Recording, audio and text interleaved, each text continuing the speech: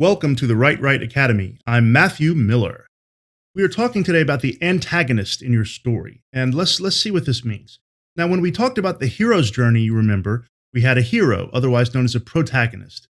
It's a word from Greek that means the first actor, and then antagonist is the opposing actor. Okay, real simple.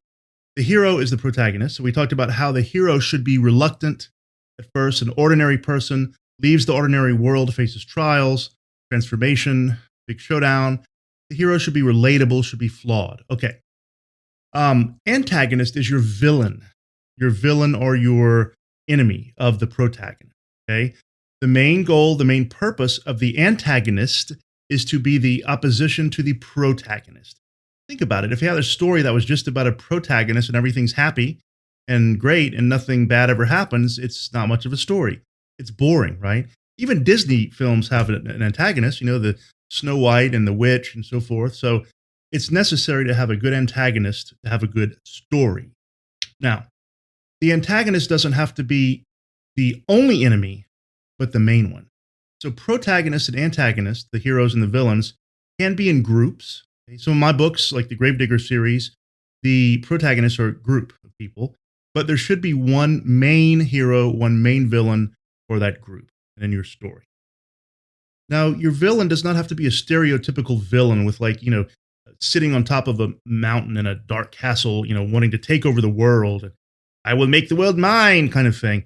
You don't want a cheap motivation. World domination is just kind of, it's flimsy, it's cheap. It's like, okay, there's not much to it. Think about some of the superheroes, the comics.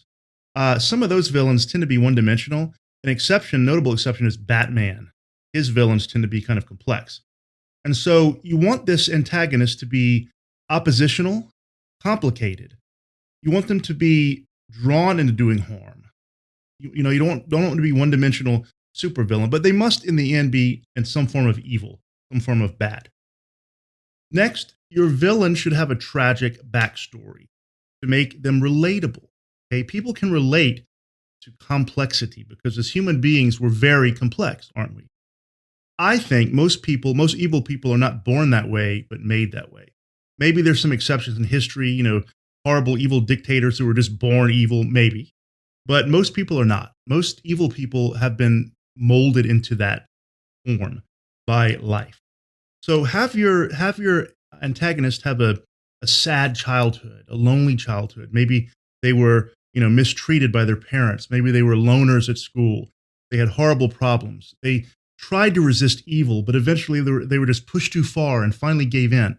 That's a much more relatable villain, and that's going to be more interesting to the reader. Remember, in all this, our goal is to draw the reader in to be immersed in your world. And the more realistic your world is, the more that will happen. Okay, next. Your villain should have a clear motive, not just being evil, but have a purpose, a goal, what they are trying to do. And again, make it complex, not just ruling the world, but make it a complex motive. Are they driven by jealousy, envy? Are they driven by sadness, loneliness? Did the hero steal something from them when they were young? Give them complexity and depth in their motive.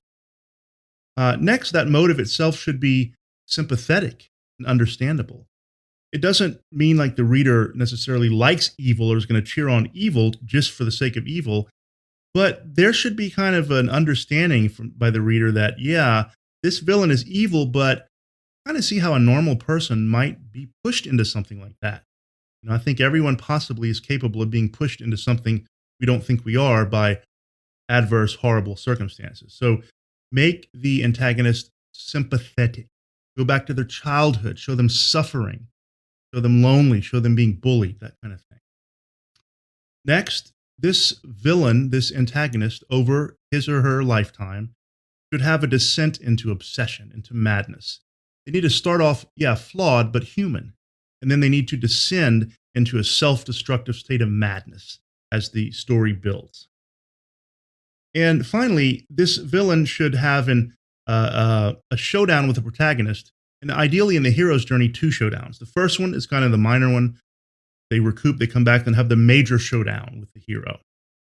The villain doesn't have to die necessarily. They can, but they need to be weakened in some way, cut, cast away, something like that.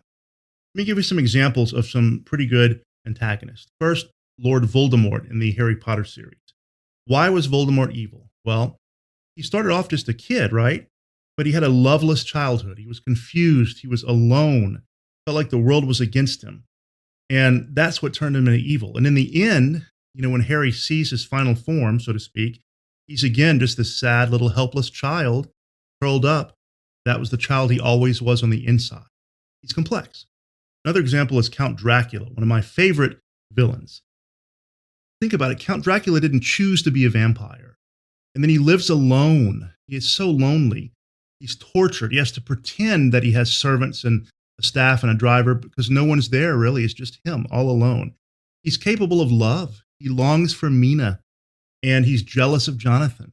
When he's chased by the group of protagonists, he runs away. He flees. So he has a weakness, fear. And finally, when he's killed in the end, you remember, he's described as having a little smile, as if his soul is finally released from torment.